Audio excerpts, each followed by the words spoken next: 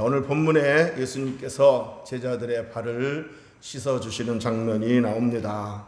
예수님께서 수건을 허리에 두르시고 대야에 물을 담아서 제자들의 발을 정성껏 한 사람 한 사람씩 씻어주는 이 풍경, 얼마나 아름다운 풍경입니까? 그런데 여러분, 이 아름다운 풍경이 있기 전에 어떤 일이 있었는지 아십니까? 요한복음에는 그 사건에 대한 기록이 빠졌지만 다른 복음서에 보면 제자들이 예수님 앞에서 다투는 사건이 나옵니다. 그것도 분을 내면서, 화를 내면서 다퉜다고 했습니다. 도대체 뭐 때문에 제자들이 예수님 앞에서 다투는지 그 경위가 이렇습니다. 우리가 잘 아는 대로 예수님 제자 중에 두 형제 야고보, 요한이 예수님께 나와서 예수님이 나중에 이스라엘 왕이 되시면 우리에게 한 자리씩 주십시오. 하나는 좌편에 하나는 우편에 한 자리씩 주십시오. 이렇게 요청을 한 겁니다. 조선시대로 말하면 우의정, 좌의정 이 자리에 하나씩 좀 달라는 거죠. 두 형제가.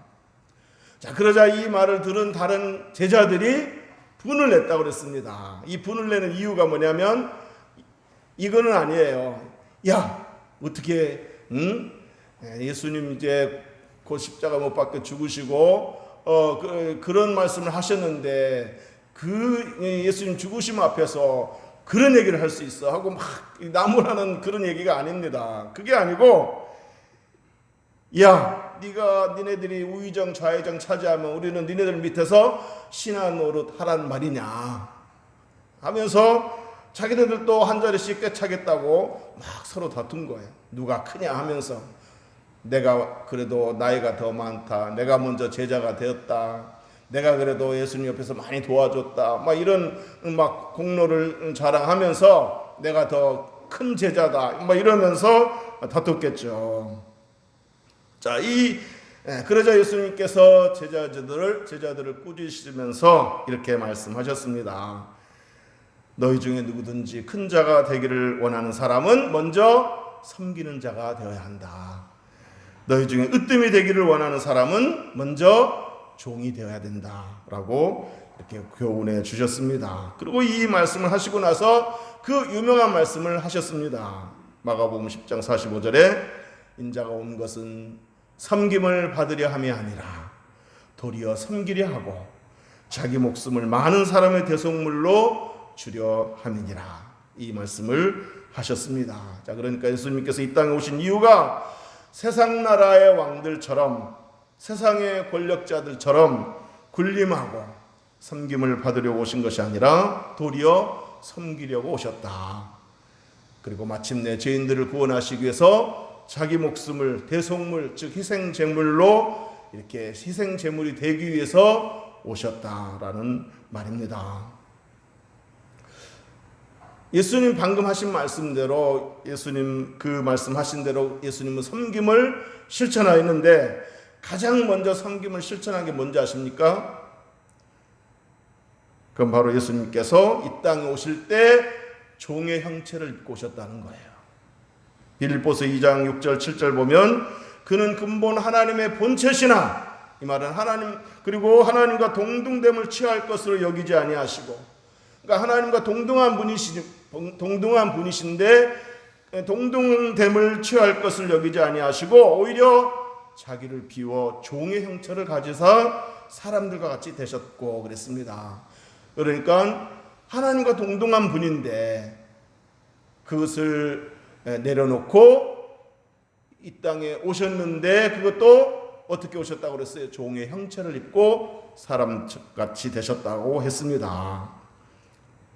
그러니까 예수님께서 종의 형체를 입으시고 종의 자세로, 종의 모습으로 섬기신 겁니다. 그래서 이 땅에 오셔서 가난한 자, 병든 자들 돌아보셨습니다. 거지 맹인, 중풍병자, 문둥병자 등등 가난하고 병들고 세상에서 소외된 자들을 돌아보시고 섬기셨습니다. 그리고는 십자가를 지기 전날, 오늘 본문에 있는 내용처럼 제자들의 발을 씻겨 주셨습니다. 그러니까 제자들이 자기들끼리 누가 더 크냐, 누가 더 위대하냐 막 이러면서 한 자리씩 차지하겠다고 서로 다투었던 이 일이 있은 다음에 예수님께서 제자들의 발을 씻어 주신 겁니다. 이제 다음 날이면 이제 예수님께서 재판을 받고 십자가에 못 박혀 죽음을 당하셔야 되는데, 이때 제자들의 발을 씻어 주신 건데, 여러분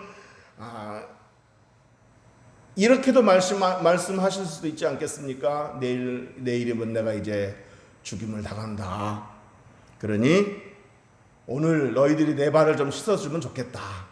내 발 좀 주려무나. 뭐 이렇게 하실 수도 있는데, 예수님은 도리어 제자들의 발을 씻어주신 겁니다. 그것도 막 누가 더 크냐 하면서 자리 다툼하는 그 제자들의 발을 씻어준 겁니다.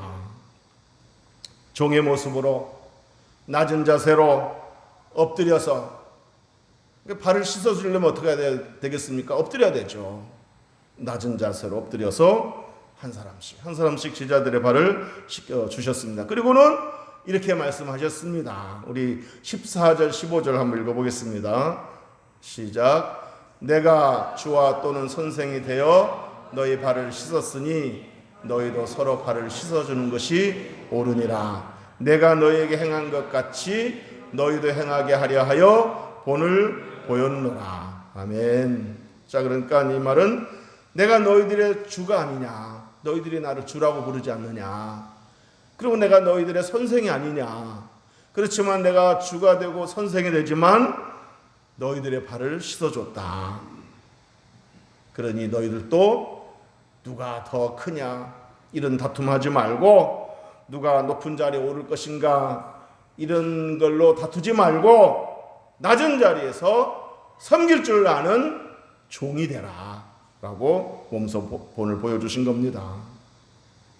여러분, 당신은 노예가 주인의 발을 씻어 주었습니다. 그런데도 예수님께서는 주가 되시고 선생이 되심에도 불구하고 제자들의 발을 씻어 주셨습니다. 그리고는 다음 날 자기 목숨을 대속물로 십자가에 이렇게 내놓으셨습니다. 그리고는 가장 낮은 자리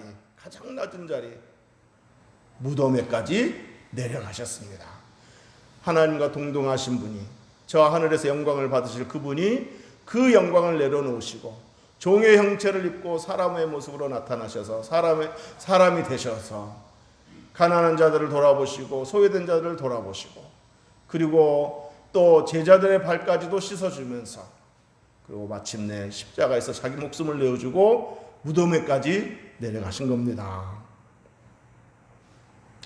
제자들은 서로 높은 자리에 오르겠다고 화를 내며 다퉜지만 예수님은 이렇게 낮아지셔서 섬김의 도, 종의 도를 몸소 실천하여 제자들에게 본을 보여주셨습니다. 그리고는 너희도 서로 발을 씻어주라 라고 말씀하셨습니다. 어느 교회에 제자 훈련반에서 있었던 일인데, 그 리더가 숙제를 내줬답니다. 숙제가 뭐냐면 다음 주 모임 때까지 일주일 안에 자기 남편이나 아내의 발을 씻어주고 와라. 그리고는 감상문을 써와라. 이 숙제를 내줬답니다. 근데 그때 어느 자매가 이제 남편의 발을 씻어주고 감상문을 써왔는데, 이제 내용이 이런 거예요. 뭐냐면 이제 이 자매가 집에 가서 숙제를 하긴 해야 되겠는데 용기가 안 나더랍니다. 그래서 오늘 해야지 하다가 넘어가 버리고, 내일 해야지 하다가 넘어가 버리고, 이제 하루 남은 거예요. 이제 내일이면 이제 감상 써가지고 보고를 해야 되는데, 그래서 이제 오늘은 반드시 해야 돼 하면서 벼르고 있다가 마침 이제 남편이 돌아왔습니다. 남편이 돌아왔는데 들어오자마자 남편을 붙잡고 얼른 들어와요, 빨리 들어와요 하면서 화장실로 끌고 가더랍니다.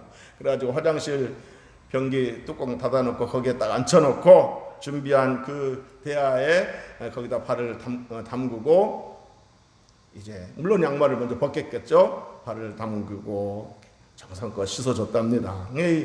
이 처음에는 이 남편이 영문을 몰라가지고 당신 왜 그래 하면서 이렇게 딸려가다가 이제 묵묵히 자기 발을 씻어주는 아내의 모습을 보고 내가 그동안 아내 속썩인 것도 많고 아내에게 잘못한 것도 많은데 막 그런 생각도 나면서 미안한 마음도 들고 또 고마운 마음도 들고 참 사랑스러운 아내다 그런 마음도 들었다고 해요. 나중에 이제 얘기 들어보니까 또 아내는 아내대로 남편의 발을 씻어주면서 처자식 먹여 살려니라고 이 발로 얼마나 뛰어다녔겠나 싶어서 남편의 발을 정성껏 씻어주는데 눈시울이 뜨거워지더랍니다. 어쨌든 그렇게 해서 숙제를 마쳤는데 다음날 아침에 남편이 출근하면서 봉투를 하나 건네주더랍니다.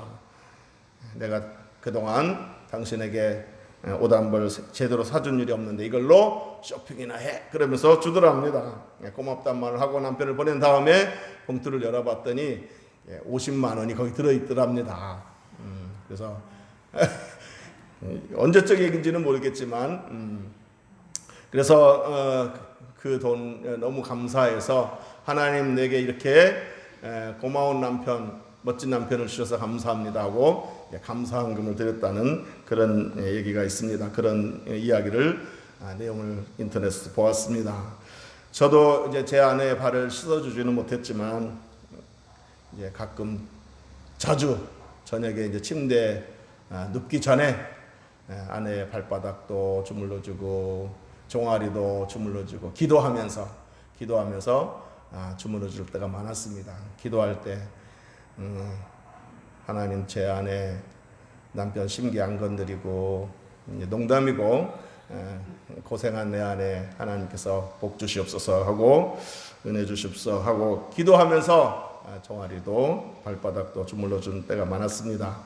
자, 오늘 예수님이 하신 말씀 너희도 서로 발을 씻어주라. 이 말씀은 비단 뭐 발을 씻어주라는 꼭 발을 씻어주라는 거 아니잖아요. 섬기라는 거죠.